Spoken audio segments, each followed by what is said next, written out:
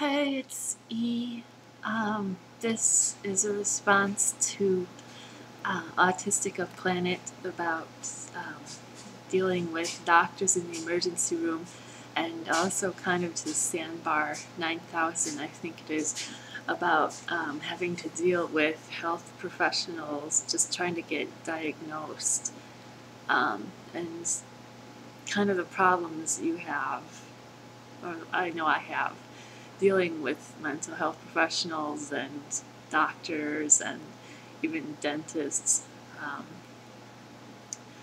when you have autism, and there's just a lot to cover here. There really is. So to begin with, I think I should probably mention uh, hypersensitivity and hyposensitivity, because a lot of the time what happens is maybe something serious is going on with you, but you're not actually feeling the pain. So immediately, like, doctors will ask you how much pain you're in, and really it could be meaningless, and something really serious could be going on. Another thing is sometimes, um, I know it's true for me, and I've heard this from other people, sometimes you don't react to pain that much. So you could just be saying, this really hurts, and repeating yourself. But there's just something about communication problems. You can say something a lot of times, and it just, for some reason, people don't register it. I think a lot of it is because when you've been working as a doctor for a while, especially, you know, you watch people and you don't listen to what they say. So if they're just sitting in a corner quietly saying they're in pain, you think, well, how bad could that be? You wait until they're absolutely screaming. But for autistics, I mean, if they're telling you something, it's probably true. If they're saying they're in a lot of pain, even if they don't seem to be acting like they are, it's kind of meaningless. Likewise with facial expressions. Um, Another thing is just how distracting it is when you're not in a good place, like physically, emotionally, whatever, if you're having to deal with,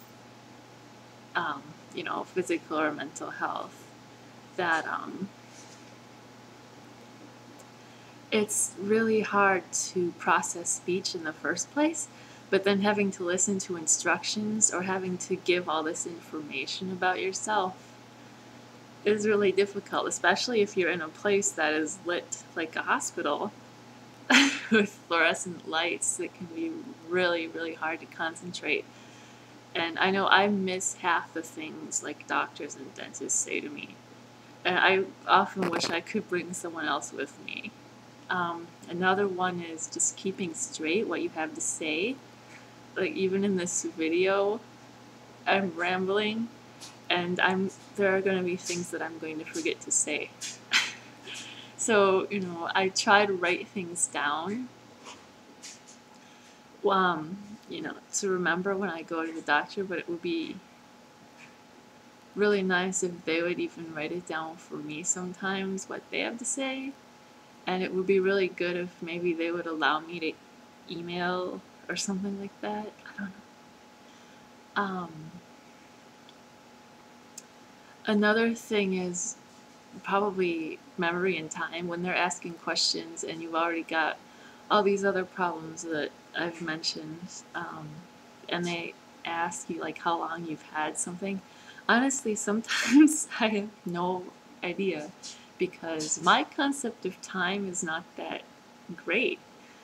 So I don't even want them to take my word for it. Seriously, sometimes. It really is hard to talk about that.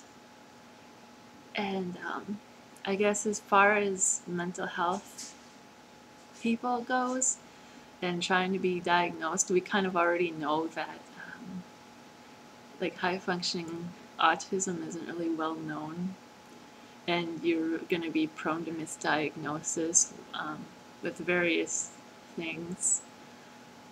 The only thing I can really say about that is, the same thing can cause different behaviors, and different things can cause the same behavior.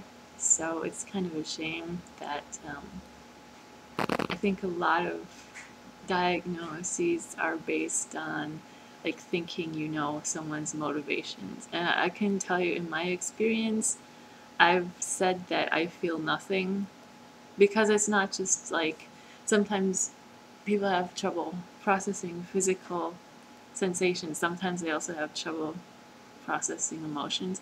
And I usually get the response that, oh, that's depression because you don't feel anything and that's a symptom of clinical depression. I don't really think that's the case with me, because I really feel nothing sometimes, and I don't really feel depressed. I think I have a lot of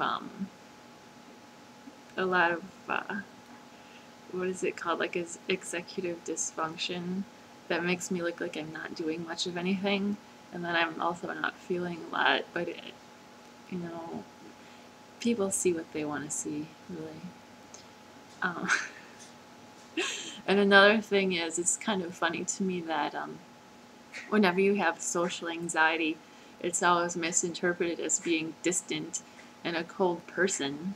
But then whenever you have like social awkwardness, it's always interpreted as being just social anxiety. And like, I find that if your brain is different, people just can't get to that place where they understand it.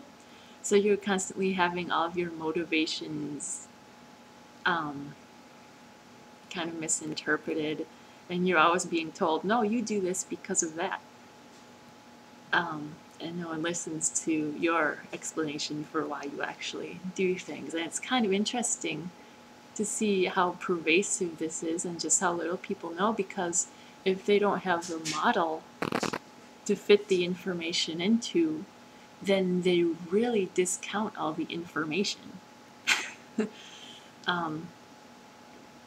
So they're not really very empirical a lot of the time, and there are very, very few, I think, health professionals in any discipline that are smart enough really to say, oh, this fits or this doesn't fit. So you really have to look around a lot to find the right people. I've never found anyone really in that capacity that I would trust. Yeah. But I know I haven't even seen enough people yet. Like, I've heard people talk about seeing like 20 counselors before they found someone, and I'm only on like number 13, maybe that's why. But just a few thoughts on dealing with health professionals and how they could make it easier. And I don't know if I have a whole lot of solutions for how to educate health professionals, because if they don't want to hear it, they just don't. You know, so just keep bringing it up, and definitely try to write stuff down, and have a card. Have like those little handout cards that talk about autism in case you don't feel like talking or can't. Or if you're on the verge of meltdown and you really do want to get away from the lights and the noise, but for some reason they just won't allow you to, it's good to have something printed ahead of time, because I think that gives you some credibility, like you're not just making things up. Like, here, I wrote it down, and, you know, it's printed, so it must be true. But I think that really, those cards are really useful. And I'm going to stop rambling now, and then as soon as I turn this off, I'm sure I'll think of other things that I've got to say. But, you know, there's just a lot of misunderstanding. And I don't know what you can do except wait. You know, if you try to educate people but they don't listen, all you can do is wait for it to become a phenomenon where enough people have heard of it that they understand. And this is definitely going on the long side, so I'll end it here.